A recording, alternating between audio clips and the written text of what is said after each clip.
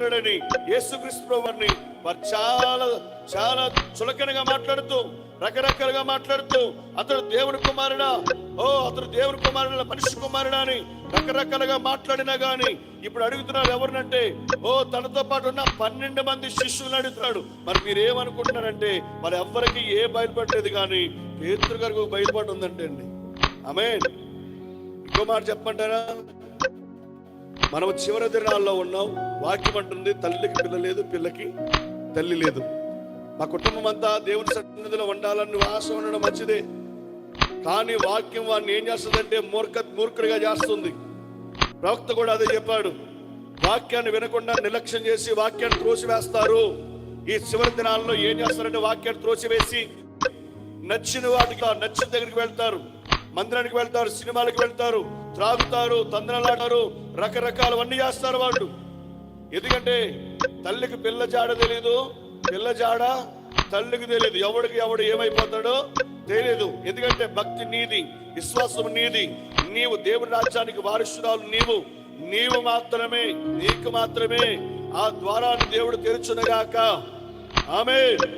ఇప్పుడు అన్నాడు, ప్రవక్త చెప్పాడు మీరు ఎలా చేయకూడదంటే వారు ఎవరు నిరాకరించారంటే ప్రవక్తనే రిజెక్ట్ చేశారు. వాళ్ళు వాక్యాన్ని త్రోసివేశారు.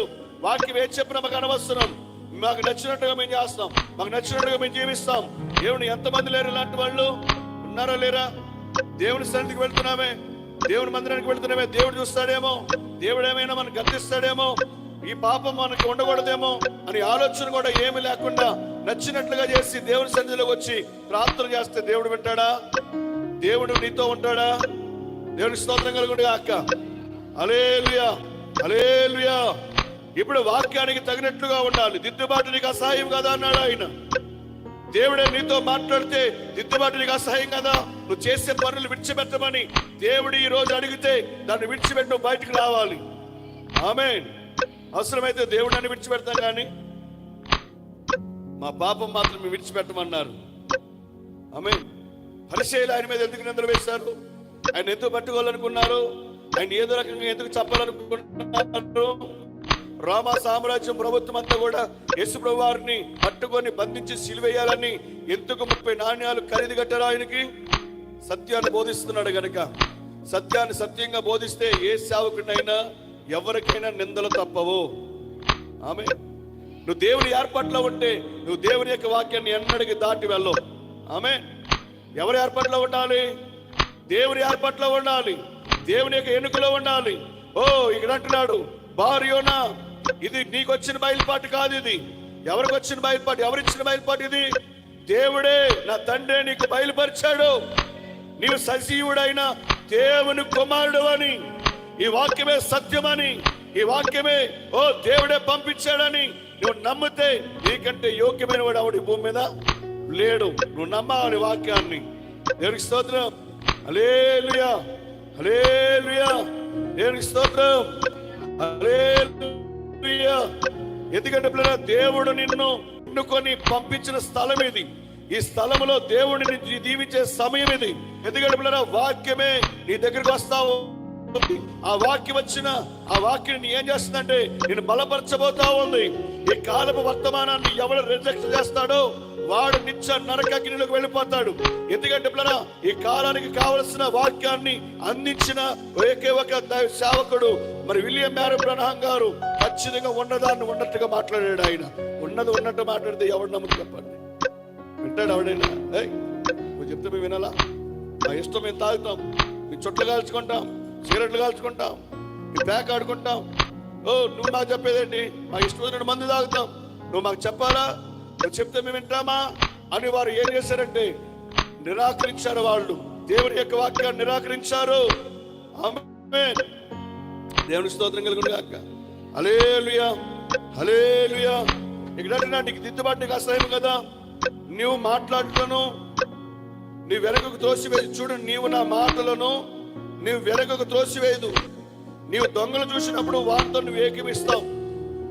వ్యభిచారంతో సాంగత్యం చేసేదువు, కీడు చేయవలనని నోరు తెరుచున్నావు, నీ నాలుక కపటం కల్పించున్నది, నీ కూర్చున్న నీ సహోదరుని మీద కొండెములు చెప్తూ ఉన్నాడు. దేవునికి స్తోత్రం కలుగును గాక.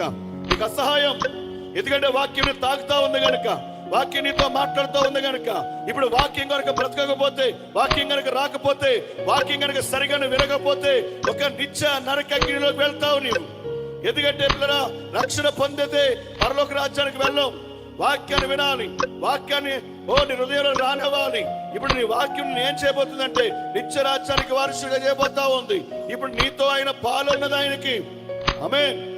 దేవుని స్తోత్రం.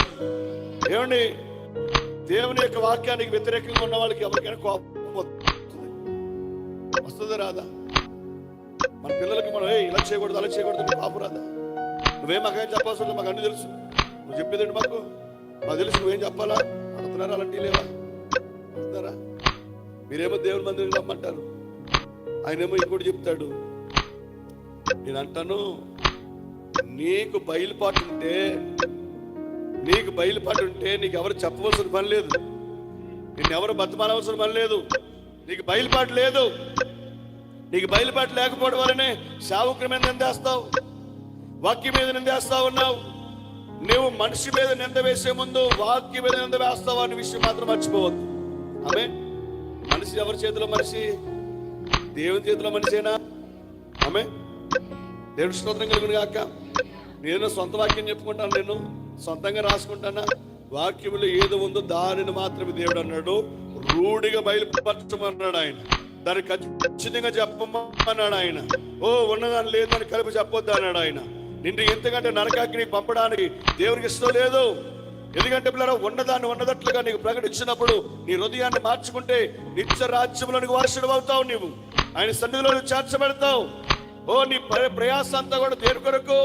ప్రభు రాజ్యాన్ని కొరకే. ఆయన సన్నిధిలో చేరడానికి నీ ప్రయాస, అదే నీ ప్రయాస. చూడండి, భక్తి చేసావని చెప్పుకొని నరకానికి పోతే ఏమనుందని ప్రయత్నం. ఏమనుకుంటారంటే మా కుటుంబం అంతా కలిసి పరలోకం వెళ్ళిపోతామని. మరి ఆ మాట నిజమైతే దేవుడు ఏమన్నాడు? తల్లి జాడ పిల్లకి లేదు, పిల్ల జాడ తల్లికి లేదు అన్నాడు. ఇప్పుడు పిల్ల ఒప్పుకుంటే పిల్ల ఒప్పుకోదు, తల్లి ఒప్పుకుంటే పిల్ల ఒప్పుకోదు. మా మందిరంకి రా అంటే ఆ మొత్తంలో వెళ్ళు. మా వాక్యం ఏంటంటే మా తెలిసిన వాక్యం ఈ టైపు ఒక చోట రాయబడింది, మెడ వంచని తరము ఒకటి కలదు అన్నాడు ఆయన. ఎందుకంటే వాక్యానికి వాళ్ళు తల వంచరు, మెడ వంచరు. ప్రభువాన్ని చెప్తామని ఎవరు ఒప్పుకోరంటే, ఒప్పుకొని ఒక రాబోతా ఉందన్నాడు ఆయన. ఆల్రెడీ తరంలోనే ఉన్నాం. ఈ రోజున వాక్యాన్ని త్రోసివేసేవాళ్ళు, దేవుని వాక్యాన్ని నెట్టేసేవాళ్ళు చాలా మంది కనబడుతూ ఉన్నారు. ఎవరో అన్నిలు అనుకుంటున్నారేమో కానీ దేవుడు వారికి రెప్పబాటులోనే మార్పు చెందుతారన్నాడు ఆయన. దేవుని స్తోత్రం. ఇప్పుడు మార్పు చెందింది ఎవరో తెలుసండి? మార్పు చెందిన వాళ్ళు ఎవరో తెలుసా?